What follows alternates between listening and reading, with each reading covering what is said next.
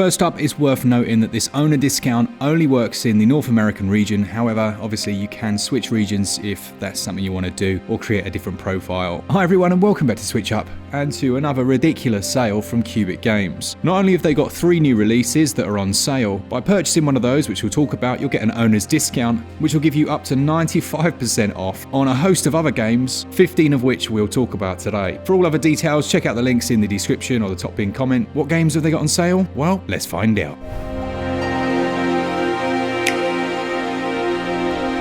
First up then, we've got the retro style racer. That's called Neodori Forever, and I'll be honest Glenn, it looks right up your alley. It's currently 60% off, I believe, until March the 26th, and by buying this you'll get the discount on all of the other games that we'll mention after these first 3 new releases. It includes 5 different game modes: Odyssey, which is a race in each world zone to reach the finish line; Night Ride, where you'll be facing off against the Mafia; and the Endless Drive mode. As well as that, you've also got Rival Rush, which is a challenge against different opponents to get to the top of the charts. And you've also got what's called a Zen mode, if you just want to have, I guess, a relaxing race around the tracks, which is always nice. The levels are randomly generated, so it says here you'll never play the same track twice. There are over 25 cars to unlock and 11 unique environments to race around.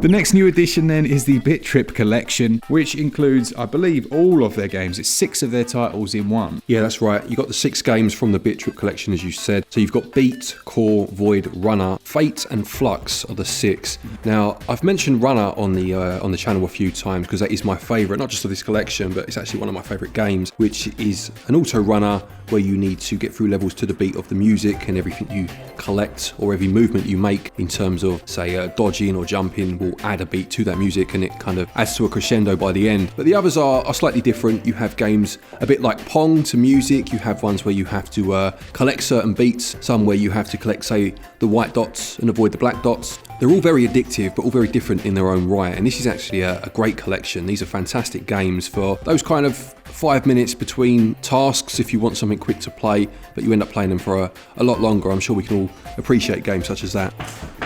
Lovely. You'd struggle to get a vegetarian sausage roll for that price, Glenn.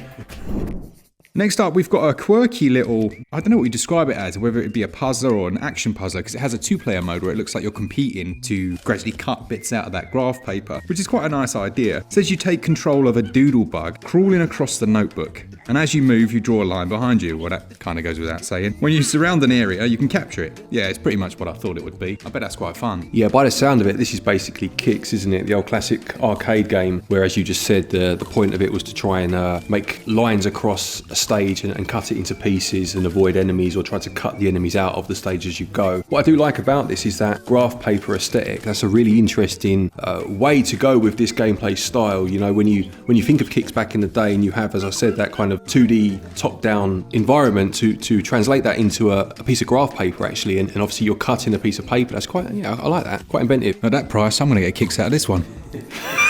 Oh, that's so bad, isn't it? So bad. I'm keeping it in. We're going to quickly cover off 15 of those games. There are over 20 more that you can get on this 95% discount. But first up, we've got Pocket Mini Golf 2, which is essentially Crazy Golf. That's what we'd call it here in the UK. Loads of different tracks, literally, I believe, hundreds of different courses that you can work your way around. I actually played this in real life on the weekend against my kids and lost horribly. And it actually hailed on us, which was upsetting. But this is a fun little game, and you can play it in multiplayer as well on one Nintendo Switch. And is a nice little loading game for just playing something when you don't want to play a larger title. So Pocket Pool, very similar to the previous game really, but obviously a different sport. This has those kind of crazy tables in the shapes of various fruits, watermelon, bananas and such. And obviously you have to pot the balls. I mean, pool is a very, I find anyway, a fun game to play digitally, as much as it's fun to play in real life as well. And this is down at the minute to less than 20 cents, I think, which is ludicrous, isn't it? You know, for such a price, it's definitely worth picking up. This one's a lot of fun, actually. Yeah, they're crazy prices. Most of these you'll find for less than 50 cents.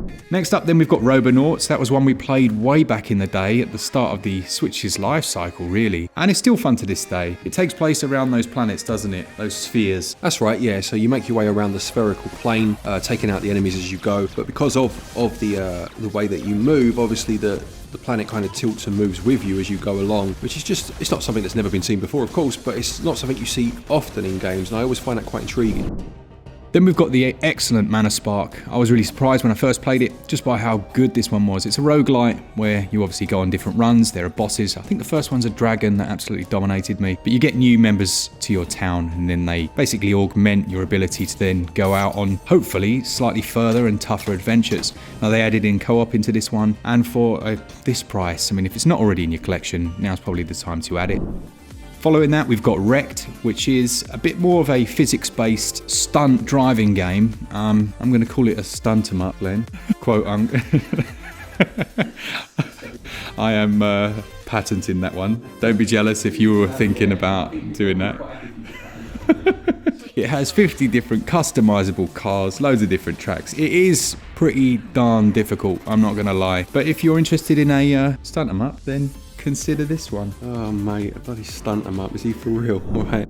Okay, the next one then is Chex Quest HD. Now we spoke about this one on a previous Cubic video. It's one that we weren't too familiar with, not just the game itself, but the actual brand. So this is a first-person shooter, I guess, but it's tied to a license of Chex, which is a breakfast cereal. Now obviously this sale is aimed towards the American region, so I'm sure that you lot over there all know what Chex is, but over here it's not something that ever really caught on. But as far as I'm aware, it is a breakfast cereal, and this uses those characters in a first-person game, so quite an interesting concept there. This was a game that came out years ago, I believe, and this is kind of a remaster of it, or certainly a re-release anyway. But yeah, please do feel free to enlighten us on what Chex is and if it's nice at all, I guess. Nice, I'll check that one out.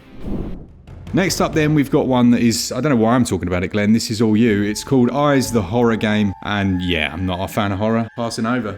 Yeah, so this will see you making your way through a number of haunted locations. You have settings such as a haunted hospital or the corridors of a possessed school, and you'll need to collect money as you make your way around and try to avoid the ghosts that live within each area. It says here that you'll be collecting runes or eyes, hence the name, that are painted on the walls. And if you are able to get these, then you will gain the ability to see through the eyes of your opponent, and you can then try to predict their movements. It mentions there are a number of hidden collectibles to try and find, a number of gameplay modes, including an endless mode where enemies get stronger as you go on, and there's also a Halloween mode where you need to try and catch pumpkins to collect extra money. Nice one. I'm not entirely sure why someone needs cash as they're trying to escape from ghosts, but there you go.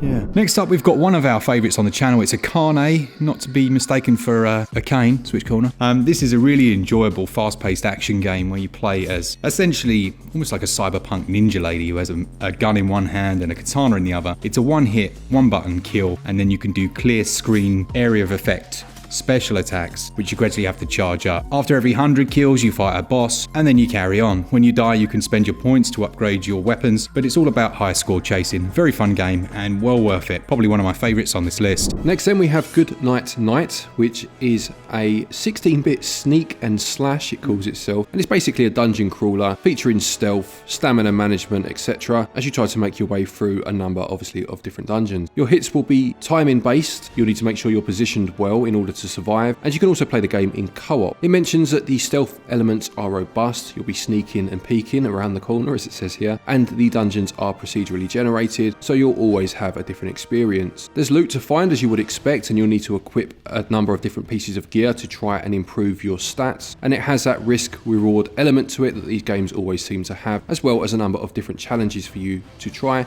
as you go along. Now, we haven't played this one. This is one of the few games on here that we've not played, but I remember seeing this one on one of our previous videos for Cubic and really thinking it looked interesting, so this might be the time to pick this one up actually. Lovely job. Then we've got Utopia 9, a volatile vacation, which looks like a twin stick shooter, top down, that you can play local co-op as well, I think with 2 players on one Nintendo Switch. The interesting quirk here, I guess, is that different mutations that you undergo will give you different abilities. There are 40 weapons there, but it is a roguelite, so you need to know that going in. There is that element of having to restart and hopefully try again with improved abilities. Then we've got One Strike. I thought this was really good. It reminded me, I mean, it's not exactly like it, but for some reason it reminded me of Bushido Blade, which I used to love back in the day. This is essentially a one-hit fighting game. Now, Glenn, you are a massive fighting game fan. I bet you probably know what this actually references. You know, there's probably a game out there that had that style. I would say the one you just mentioned, Bushido Blade, is a good shout for sure. It also reminded me, because it has that very simplistic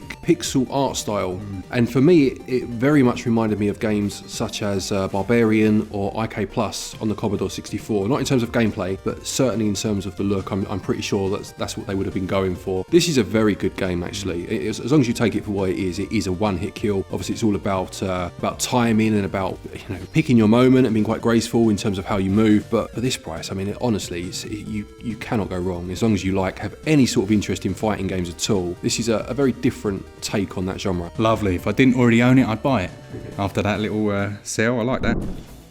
Alright, next up we've got Gravity Rider Zero. This almost resembles a Trails game, the old Trails games where you're moving between the different areas using physics-based motion. It has a classic career mode. As you can see, it's not just your usual run-of-the-mill jumps and things. There are like lasers. It's essentially set in a futuristic alien planet environment by the looks of it. There are a ton of different bikes, including some slightly unusual ones like a World War II motorcycle, and I believe this one is single-player only. Quite a nice looking game, and it's only 98 megabytes, which is ludicrous.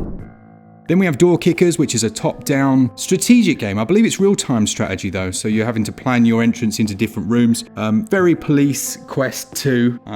What was it? Police Quest? What are they called? The people that go in? SWAT. Police Quest SWAT, this reminds me of. Man, that reminds me of the crystal case I used to have with the multiple CDs. Good times. But it's very much like that. Very, very difficult game. But if you enjoy that type of slow-paced tactical planning along with the real-time strategy elements, then it's one that I would certainly be adding to my collection. I'm a big fan of strategy games in general, which Glen takes us on to Akuto. Am I saying that right? Yeah, so Akuto is the next one, Akuto Showdown to give it its full name. This is an isometric, fast-paced action game where players fight with different weapons in intense battles. Not only are you trying to take out your opponent and obviously trying to not be killed by them too, but you also have to be wary of the environment around you with things such as cars potentially crashing into you, so you just need to be very aware of what's about. There are 10 unlockable melee weapons, ranging from the ones you'd expect such as swords to things such as shovels and even limbs, which is quite strange. And the same also applies to guns. There are 15 different kind of firearms that you can use as you try to take out your opponents. It's basically a fun couch co-op, or not co-op exactly, but couch multiplayer experience I should say, where you're just trying to take everybody out on the screen. And it does have that quite interesting isometric low poly look to it as well. If you're after a fast-paced, co-op, top-down twin-stick shooter, then you can consider Space Pioneer. The blurb says that you discover new galaxies and explore incredible worlds, and that there are 3 different classes available. You can upgrade your weapons as well as your skills and abilities, and there are a ton of boss fights in there as well. Now, I think it describes itself as infinite. I don't know if that means that it's procedurally generated in some way, but again, at these crazy prices, if you're after just something you can play with your friends or family, then maybe that's one to consider. So that takes us to the end of this video. A big thanks to Cubic Games for sponsoring this episode. Do remember that you will need to own that first game, Neodori Forever, and full details will be available on cubicgames.com/Neo. A big thanks to them again. They really have supported our channel, and we appreciate you guys as well for watching, and I know loads of you have purchased quite a few of these games. Let us know down in the comments what you've picked up, and as always from Glen and I, just a big thanks, and for all things Switch, all the time, keep it Switch up. Cheers guys, see ya!